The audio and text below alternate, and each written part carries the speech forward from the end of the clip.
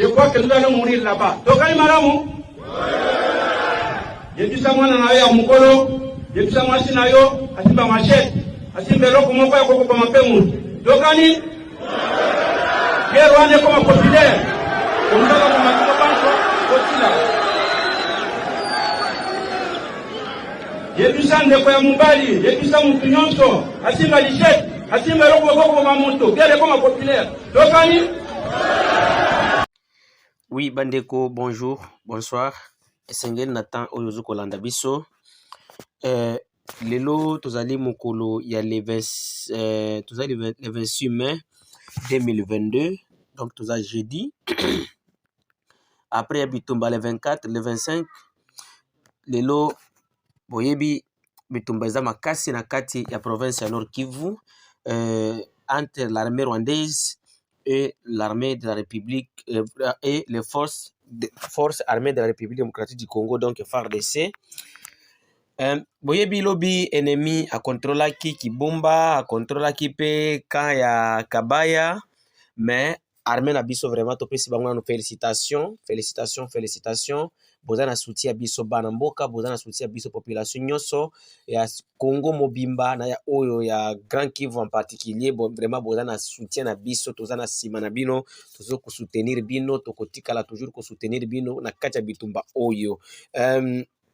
J'aimerais d'abord koloba po na nani na ndenge armée oti ko libérer quand ya Kabaya. Vraiment, c'est félicitations. Nous vous félicitons. Et puis, Tolobi, que bon continuer. Après, nous encourageons les motards et d'autres jeunes de la ville de Goma et les villages environnants.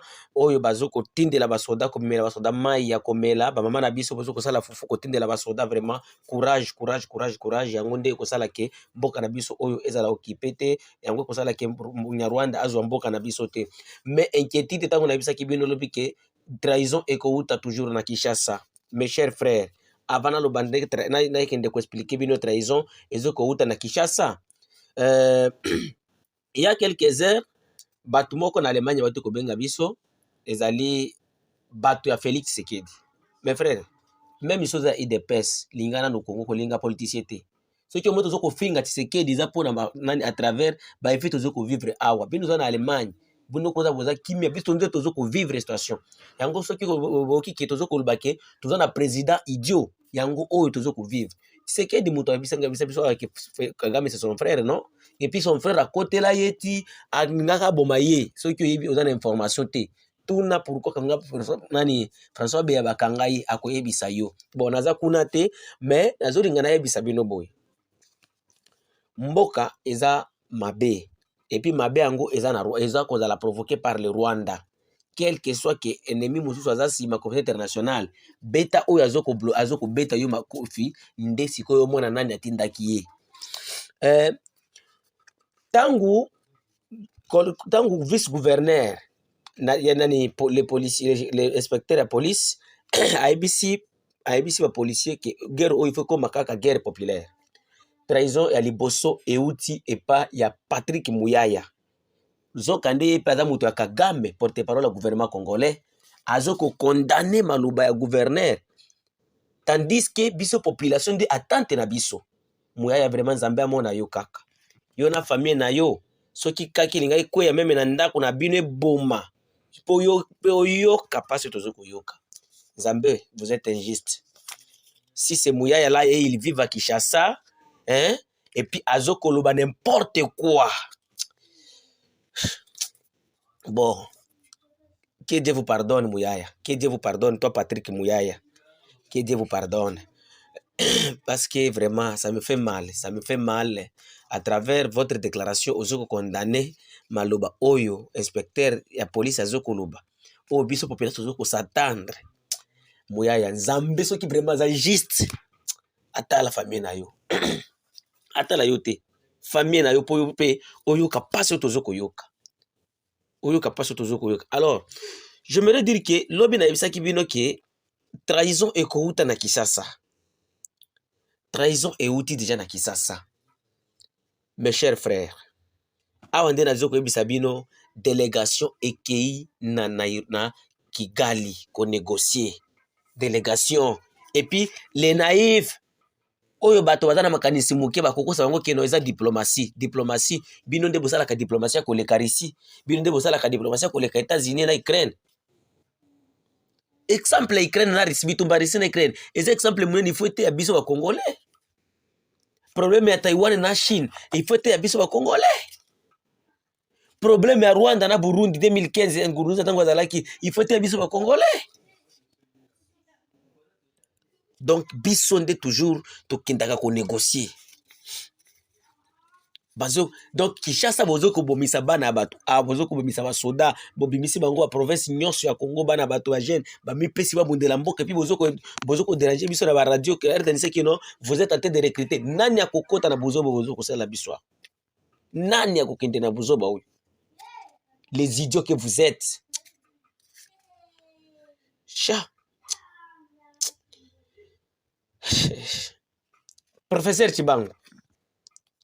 Professeur Chibangu, c'est lui qui était représentant de Tshisekedi na Nairobi. Soki Olandingai, ou bien soki proche na yo Landingai, atindela yo yango Professeur Chibangu. Vous vous rappelez tango na kati ya salle na Nairobi, na dialogue ya Nairobi. Vous vous rappelez tango délégation ya groupes armés autochtones ya Nord Kivu et le baka ke ba M23 bazaba paya. Mutu wa M23 wana atelemi nani Bertrand Bisimwa keno alingi abima asiliki tangu nazongeli lisusu Professeur Chibangu oyo ozalaki représentant ya chef de l'État na ba dialogue ya Nairobi tangu délégation ya autochtone ya Nord Kivu elobaki keno M23 eza mouvement ya bapaya jamais tokoki ko dialoguer nango te. Mutu M23 telemi ke akende yo Chibangu obandi ko obligé nani ndeko na biso na Nord Kivu keno asenga pardon pa Banyarwanda pa M23 ba M23 ce sont pas des Rwandais, ce sont des Congolais. Omoni, ce sont des Congolais, vos Congolais avec les armes du Rwanda. Bozala na mitu omoni kozala professeur o docteur eza d'intelligence était. Et puis Congo ndemboka liboso biloko et balukama. Et donc le premier pays là où les choses ont changé. Na Congo, soi-disant intellectuel, nde ba bumbafu. Na ba oyo bato ya bilanga, oyo batanga na bango te, nde bango siko bakanisaka musika. Et de loko nazo mona na Congo.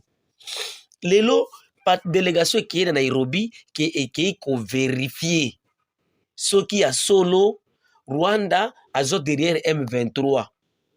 Pourtant, bokangi déjà ba obi, nani, ba arme déjà ya Rwanda na ba casque na ye bokangi yango déjà na kati mabena bino bolingi prévenir lobby bino IDPS. Je m'adresse aussi aux gens de l'IDPS. C'était vous qui critiquez Kabila ici, non? Oyebi ke boya ko sali susu biso tango ba bengi biso na moto yana ale matoka tele téléphone alinga yela biso biso tozo vivre pas ya zo ngalo ele biso buzo ba Félix biso lia pas Félix poto lia obio to lia kimia. Nous ne sommes pas des fans comme vous mes frères. Si vous êtes des fans comme les fans des 20 clubs, des DCMP, nous ne sommes pas des fans. Biso atozoko makambo amboka. Eza makambo amboka. So ki oza fan okendaka sima ba politicien kokima kosala nini biso te ba esprit nyoso ezalaka ndenge moko te. Biso tozalaka na ba esprit faible wana te. Nous sommes des gens de grands esprits. Esprit eza libre. Eza ba esprit tibino te keno ba esprit moko mutu moko akanga ngoboyi te. Mutoki kanga biso na makanisa na biso te. Tozoko loba tozoko mona, tozoko loba tozoko yoka kino toloba oyo, ni tozoko loba et puis tokotika la kakoloba ngo toujours. Les Congo nous appartient. Nous sommes fiers d'être autochtones et d'être les Congolais et d'être patriotes nationalistes. Nous ne sommes pas les gens des politiciens. Moi, je ne suis pas. Donc, ngana vivaka na nani na Tshisekedi te na vivaka na nani na Muyaya te ou bien n'importe. Soki to lobby ba sali mabe. Vous avez suivi nani Muyaya azoko condamné général nenga lobby, général la police. Muyaya vous êtes à Kinshasa général ndaza ko tozo mona ndenge bitombezo tambola idiot umbafu we. Mandeko, ezoko sala biso pasi. Et puis na ibisa ki bino lobby ke Kinshasa eko trahir. Na ibisa ki bino soki wanda ke mission nga lobby. Na ibisa ki bino Kinshasa nde eko trahir. Tozoko s'attendre Kinshasa nde eko trahir biso. Et réellement qui s'est trahir. et trahir l'armée, et trahir FARDC, et trahir Banana Biso, et trahir la population congolaise. Mboka Lumumba. Hey. Nzambe pesa biso ame à Laurent Désiré Zonga. Donc Rwanda comme roi. Lobby IDPS, je me rappelle en 2020, en 2012, lorsque Rwanda Ekweya, Banyarwanda, M23 bakangi Goma tango ya Kabila. Bato ya IDPS, bato ya MLC bozo ko critiquer. Nga moko nazaki muto ya IDPS période wana. Awa na Uvira. Tozo koloba, tozo kutana liboso nani en face na mosquée. Kabila akeikuna, akiko négocier na Museveni na Kagame, tala lelo bino pe bosali yango. Vraiment vous avez toujours maudit. Et ça bino la voix de Kivu, la voix de sans voix. Je suis venu juste vous le dire que non, mes chers frères, j'ai commencé à vous informer que non, le camp de Kabaya a été libéré encore par nos militaires FARDC et nous leur donnons nos éloges.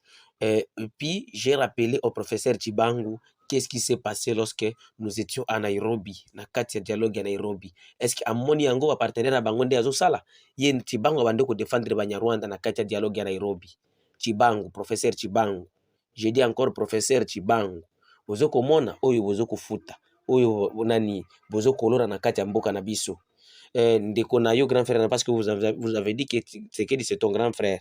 Au monde ndenge oyo ba partenariat na yazo kikondo kusala nde yango oyo makambo akubomba ezate.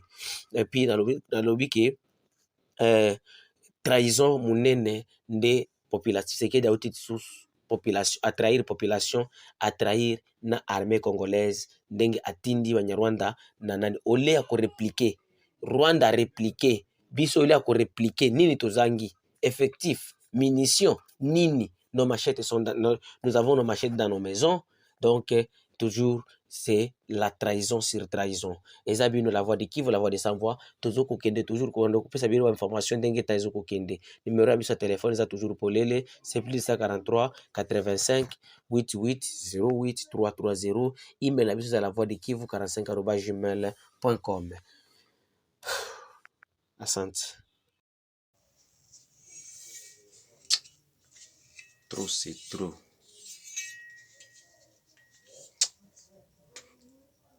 Merci mon commissaire. Rwanda inakuwa nini hivi? Rwanda inakuwa nini? Mumekete na sasa. Bapesi biso autorisation.